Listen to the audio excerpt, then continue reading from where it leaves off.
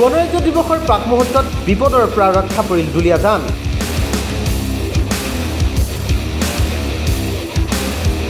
দুলীয়াজানত জব্দ এটা বোমা, এটা পিস্তল। দুলীয়াজানত ২৬ জানুৱাৰীৰ পূৰ্বে কেইবাটাও কুটাঘাটৰ ষড়যন্ত্ৰ কৰিছিল ৩ আলফা লিংমেনে।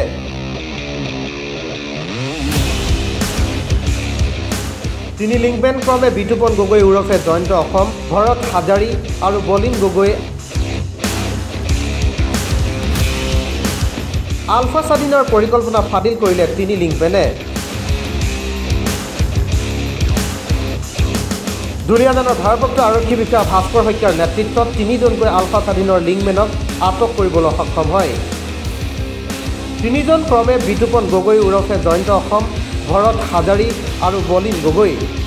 আনহাতে বিতুপন গগৈ ওৰফে জয়ন্ত গগৈৰ পৰা এটা পিস্তল, এটা বোমাসহ লগতে নগদ ৫০,০০০ টকা আৰক্ষীয়ে জব্দ কৰে। ইফালে বিতুপন গগৈ ওৰফে জয়ন্ত গগৈ দুলীয়াজানৰ শুকুতা MTDCৰ ওচৰতে থকা CISF কলনীৰ ওচৰৰে এটা ঘৰত ভাড়া লৈ আছিল আৰু সেই ভাড়াঘৰটোৰ পৰাই আটক কৰে বিতুপন গগৈ ওৰফে জয়ন্ত গগৈ। শিৱসাগৰৰ সুৰুজ গগৈ নামৰ ব্যক্তিজনৰ সৈতে ডিমাপুৰলৈ গৈ NSNKৰ পৰা প্ৰশিক্ষণ লোৱাৰ কথা উল্লেখ কৰে বিতুপন গগৈয়ে। বৰ্তমানলৈকে প্ৰায় ১ কোটি টকা ভিন্ন স্থানত ডিমাণ্ড দিয়াৰ কথাও উল্লেখ কৰে বিতুপন গগৈয়ে। বৰ্তমান ৩জন আলফাৰ লিংকমেনক দুলীয়াজান আৰক্ষীৰ জিম্মাত ৰাখি সোধপোছ অব্যাহত ৰাখিছে।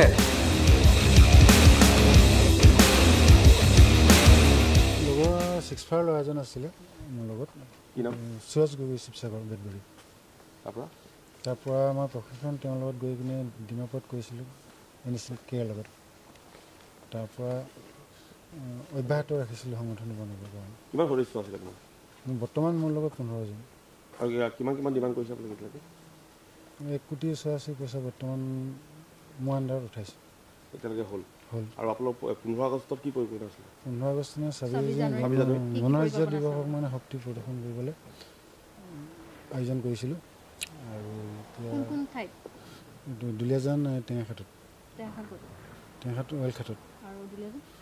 দুলীয়াজান লোকেশ্যন এতিয়ালৈকে আমি টেষ্ট কৰা নাছিলোঁ ক'ত কৰিম। আপোনালোকৰ চিফ কোন? চিফ মই। কি নাম আপোনাৰ? বিতুপন গগৈ ওৰফে জয়ন্ত।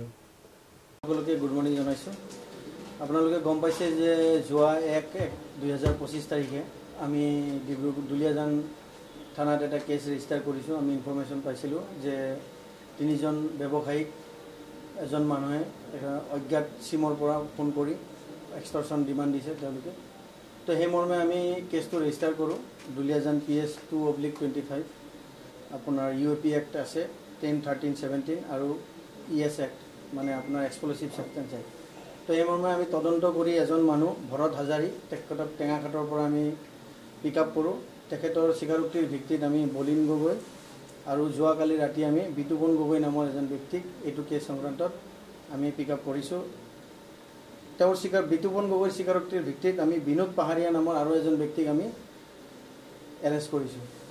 তো আপোনালোকে গম পাইছে বিতুপন গগৈৰ পছেচনৰ পৰা আমি এটা 7.65mm পিষ্টল আৰু এটা লাইভ এমিনেশ্যন, 11টা mobile handset, 18 number of SIM cards, cash 49,500 rupees আৰু এটা IED যিটো তেওঁ নিজে বনাইছে পটেছিয়াম আৰু পটেছিয়াম নাইট্ৰেট দি, আৰু এটা বেটাৰী আমি উদ্ধাৰ কৰিবলৈ সক্ষম হৈছোঁ। পৰিকল্পনা কি আছিলে? পৰিকল্পনা কি আছিলে? হয়, তেওঁলোকৰ কুটাঘাটৰ পৰিকল্পনা আছিলে। অহা ২৬ জানুৱাৰীত তেওঁলোকে কুটাঘাটত কৰিম বুলি তেওঁলোকে ভাবি চাইছিলে। ক'ত কৰিম বুলি ভাবিছিলে? দুলীয়াজানতে তেওঁলোকে বিশেষকৈ টাৰ্গেট লৈছিলে। দুলীয়াজানৰ কোন ঠাইত? অইলৰ তেওঁলোকে ক'ৰবাত ৰিগত মানে বিস্ফোৰণ কৰিম বুলি তেওঁলোকে ভাবি আছিলে। ডিমাণ্ড তেওঁলোকে দিছে, ব্যৱসায়িক দিছে, আপোনাৰ ইটা ভাটাৰ মালিক এনেকুৱা বিভিন্ন ধৰণক দিছে। এইটো তদন্তৰ ক্ষেত্ৰত মই গোটেইখিনি আপোনালোকক ৰিভিল কৰিব নোৱাৰিম। তেওঁলোকৰ লগত আছে আৰু ৫-৬জন ব্যক্তি আছে, বিভিন্ন জিলাত আছে, তিনিচুকীয়াত আছে, শিৱসাগৰত আছে। তো আমি গোটেইখিনিক এই তদন্তৰ আওতাত আনিবলৈ চেষ্টা কৰিম।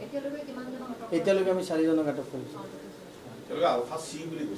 একচুৱেলি আমি প্ৰকৃত আমাৰ যিটো প্ৰাইমাৰী ইনভেষ্টিগেশ্যনত আমি আলফাৰ তেনেকুৱা কোনো লিংক পোৱা নাই তেওঁলোকে ভুৱা আলফা তেওঁলোক একচুৱেলি ক্ৰিমিনেল হয় তেওঁলোকে আগৰ পৰাই এনেকুৱা মানে কাম কৰি আহিছে অলৰেডি মই গম পোৱা মতে যোৰহাট শিৱসাগৰ তিনিচুকীয়া আপোনাৰ তেওঁৰ নামত কেছ ৰেজিষ্টাৰ হৈ আছে তেওঁ এনেকৈ ভুৱা আলফা হৈ মানুহক ধন দাবী কৰে হয় নামখিনি আপোনাৰ ভৰত হাজাৰী টেঙাঘাট বলিন গগৈ ওৰফে ধন দুলীয়াজান বিতুপন গগৈ লাভল বিনোদ পাহাৰীয়া আপোনাৰ ইটাখুলি টি ষ্টেট তিনিচুকীয়া এই 4জন ব্যক্তি আমি এৰেষ্ট কৰিছোঁ দুলীয়াজানৰ পৰা Rakesh Hazarika report first news Assam